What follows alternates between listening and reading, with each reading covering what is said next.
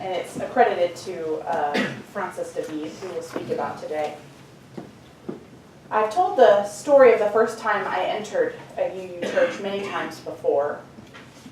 The moment I walked in the door, I saw the wall of windowed backdrop overlooking the several acres of forest, the all-natural lighting, and heard Van Morrison's Into the Mystic playing in the background.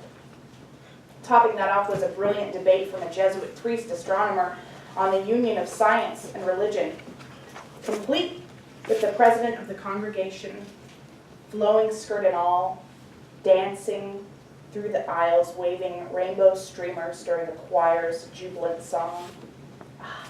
I was instantly at home. With that introduction, you can see why I became a UU minister.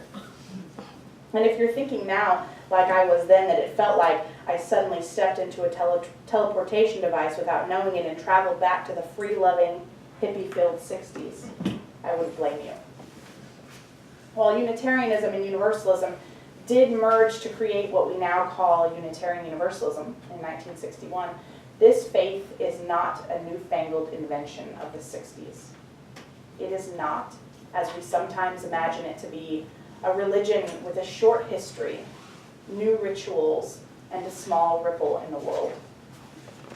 As you may have guessed from the title of this sermon, our history is much older, much richer, and much more important than first glance might suggest. Because today we celebrate a very important moment in history, we'll start at the beginning. The Edict of Torda was not the true beginning of our faith. Informal Unitarian theology existed since the beginning of Christianity, as did Universalists. However, Unitarians became an official, recognized faith 450 years ago in what is now known as Romania.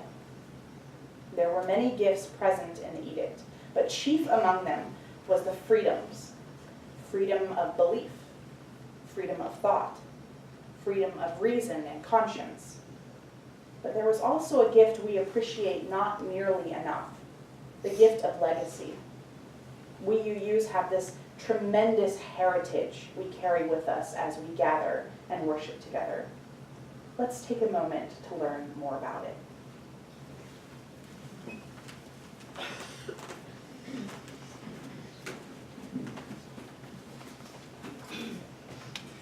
There's actually visual aids at the back if you want to look at them later.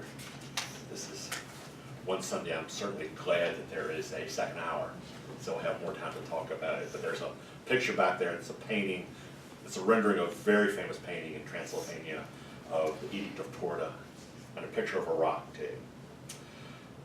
To talk about this, I want to start off putting it in context with the story of one man, what led him to be a key at the Edict of Torda, and what happened later.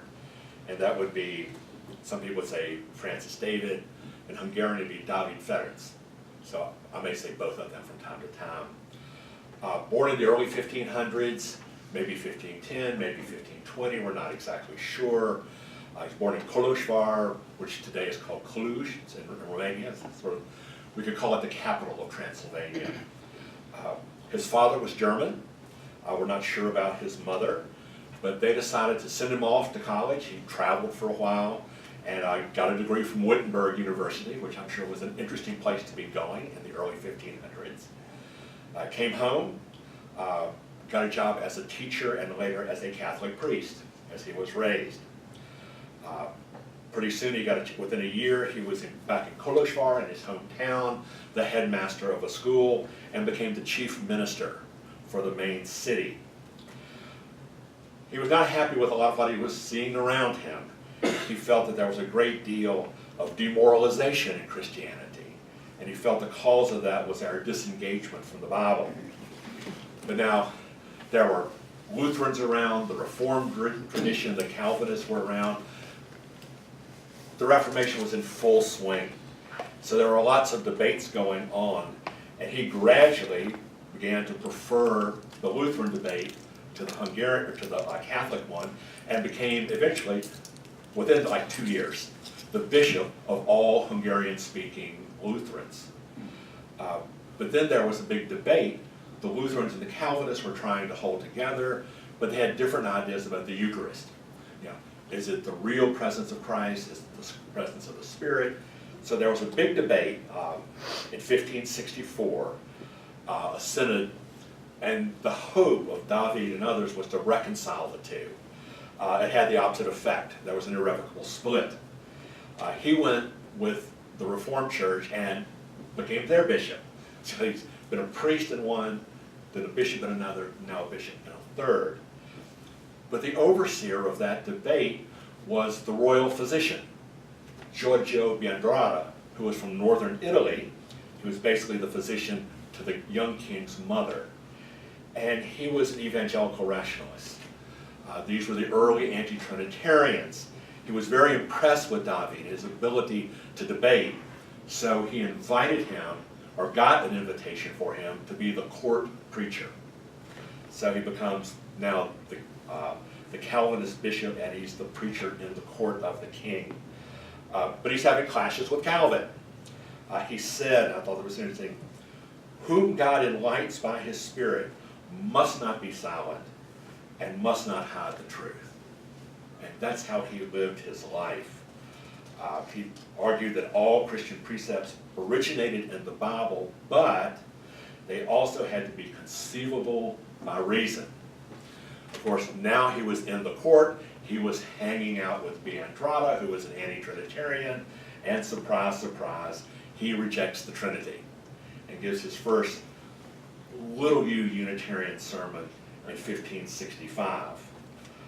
But debates are going on all over the place. I mean, peasants in the field, in the marketplace, everybody's talking about religion, everybody's arguing about it. So there's a whole series of these meetings. The young king, and we're talking 20-something here, thought that debate was the best way to get to the truth of something. So there are these constant debates and conversations, and they really kind of culminate in 1567, January 6th through the 13th, with the Diet of Torda. Torda is a small town not far from Kolozsvár.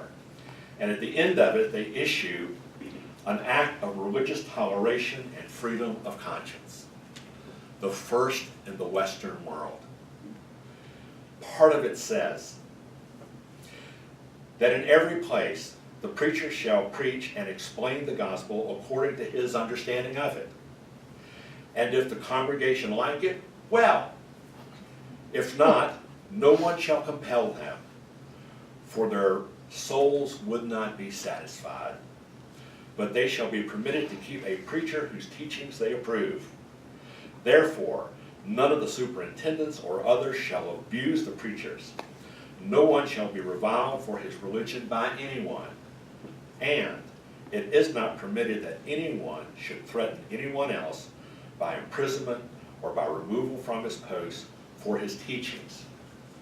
For faith is the gift of God. And that was the heart of the Edict of Torda. A few months later, they had another meeting, another big debate, and after the debate was over, he went back to Kolozsvár, and according to legend, there was a crowd waiting for him at the city gate. And he got up on this rock, and he preached a sermon to them that was so powerful that the whole city converted. Praise the Lord. Later, the rock was moved from the city gate, just sort of laying out there in a field, into the city center, into the main market. And then they realized that like horses were being tied up next to it and all, and maybe this wasn't the place for the rock. So they move it again to the nave of the main church in Kolozsvár. There's a picture of it there, and when I got the chance to see it, a young seminarian was giving me a tour, and she said, well, this rock used to be much bigger. But so many Unitarian ministers have come and rubbed it, trying to sell the spirit of David Ferenc, that now it's much smaller. They've worn it down. The debates continued. There was another one in '69, and this debate was in Hungarian. The others had been in Latin, but the king wanted everybody to be able to hear it and understand it. So they made those debates, and at the end of the debates, the king himself converted and became a Unitarian, the only Unitarian king in history, János Zsigmond. A couple years later, they reconfirmed the edict, and this was important because when they reconfirmed the edict, It did two things. One, it officially recognized Unitarianism as one of what they call the four revealed religions. They were talking about Roman Catholicism, the Reformed tradition, Lutheranism, and Unitarianism. That these were the revealed religions, and they basically become part of the Constitution. It's law. That was a very good thing, because not long after that, just a month or so later, the king and some of his court, including David and Biandrada, went on a hunting trip. And while they were on the trip, there was a carriage accident. It rolled over, the king was injured and died March 14th. David preached the Hungarian oration at his funeral. And it's really good that that happened, because the next king is part of the Counter-Reformation. He was Roman Catholic and he wanted these others gone, but he couldn't do it because it was in the Constitution. It was the law. He tries everything he knows how. He goes for censorship. He shuts down the Unitarian presses and all the Protestant presses. And the second year he's king, 72, he passes what is known as the law of innovation, which should be the opposite of that. It's the law against innovation. Okay, we've got all this new stuff, but you can't innovate. You can't have anything new. Think about David for 1 second. Did this really work on him? Of course not. He thinks to himself later, well, if there's only one God and Jesus is human, then we shouldn't pray to Jesus. He's our teacher, he's not God. And so he starts preaching this, which creates controversy in the church. Biandrada comes to him and says, you've got to stop this. They're looking for an excuse to come down and crush us. You're giving them that excuse. You need to stop. And there's a huge controversy. Biandrada eventually becomes one of his accusers. They even bring in Socinus, for whom the word Socinian comes from, to live a couple months with David to try to talk him out of it. But he would not be moved, and eventually he's arrested. In 1579, June 1st and 2nd, he is tried and sentenced and put into a dungeon, and in less than 6 months he's dead. But it was the law. The church has been persecuted for 410 years, constantly. The Catholics, the Calvinists, the Communists, one after the other, until basically Ceausescu was thrown out of office in 1989. And they're still there. They're ethnically Hungarian, they're Unitarian, and they have endured for 450 years against all manner of persecution, really bringing to truth the historian Earl Morse Wilbur's virtual motto of freedom, reason, and tolerance.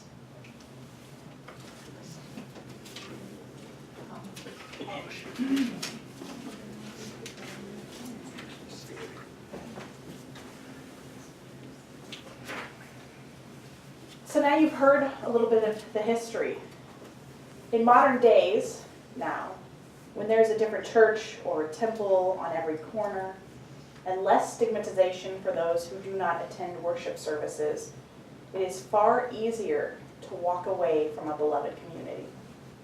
When it messes up, when its leaders are imperfect, when we hear something we disagree with, or when they choose a paint color we simply have no emotional resonance with. We walk out of the door and rarely look back.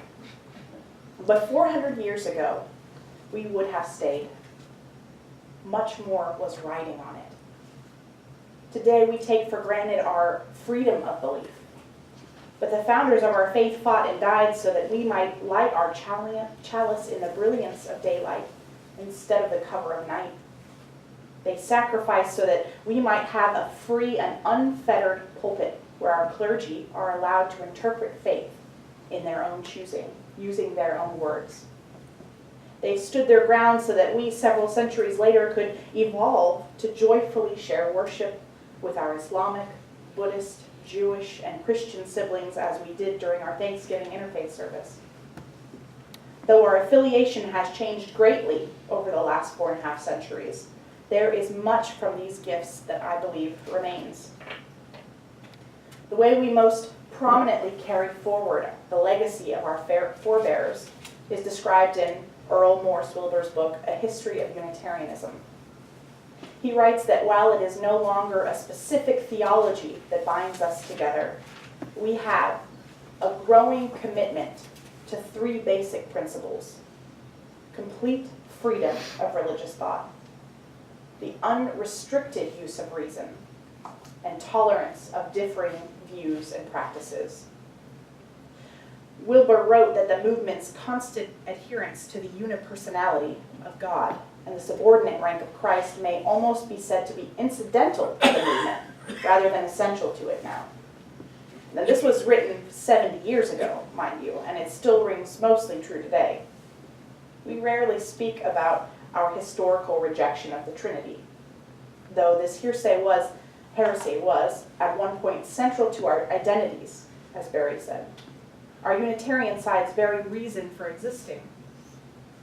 But we do speak of Jesus in different terms than our Baptist or Methodist or Catholic friends down the street do. We uphold his humanity as his fundamental state, and the social gospel he preached as his ultimate gift to humankind. In any given UU church across the world, you may hear Jesus referred to in the same way that Francis David referred to him. Author and historian Charles Howe summarized David's beliefs saying, For David, God was no abstract formulation, but rather a loving Father from whom everything comes, wise, infinite, the source of light and truth. And Christ was the human conduit through which God is made known to humanity. He goes on to say what perhaps is the most important legacy from David. Given this understanding of Christ, it is not surprising that David held a positive view of humanity, seeing it as evolving in the direction of perfection made manifest in Jesus. Hope. David's legacy was hope for humanity. Unitarian Universalism still represents David's sense of hope for what we mere humans can accomplish when we are at our most compassionate, most reasonable selves. It is a hope that once we evolve, we may finally have heaven on earth, finally have peace, respect for all living beings, compassion and communion. Rabbi Rami Shapiro said just this month that understanding the basic humanity and message underlying all world religions would be so much easier if we were all Unitarians. His implication being that we know how to look past differences in order to see that core thing each of us shares. And it isn't just Rabbi Shapiro who believes this. Barry, I don't know about you, but I have heard the same sentiment over and over again in professional circles.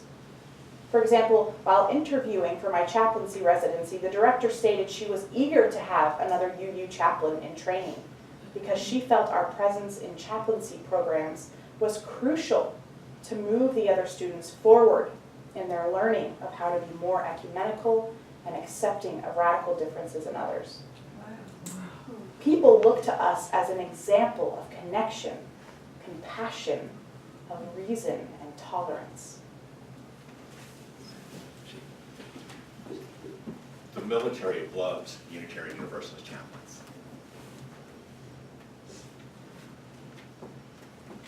One of the highlights of my professional life and personal life was the chance I had in 2015, 17, to go to Kolosvar, to be with those people, to worship with them. And fortunately, Hungarian is phonetic enough, and they sing their hymns slow enough that I can even sing with them. And to just sort of be with those people and to touch those places that fostered this concept of freedom, reason, and tolerance, not only of the pulpit, but also of the pew.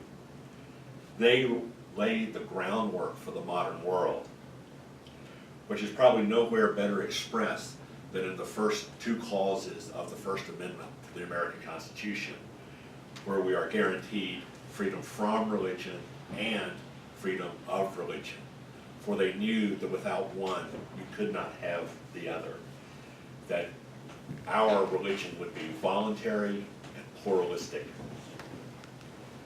We can see this in the Edict of Torda, 450 years ago, from our ancestors. Ours. They have given us a tremendous gift, which we now bear that torch. And it is up to us to decide, what do we wish to do with that torch? To bear it brightly and hold it high, or just to put it aside because it's old? Just because something's old doesn't mean it's bad. The things that are good last and are worth preserving. I think what has held me as a Unitarian Universalist is the richness of the heritage and the brilliance of the humanity and faith of it. May we carry that on. So may it be.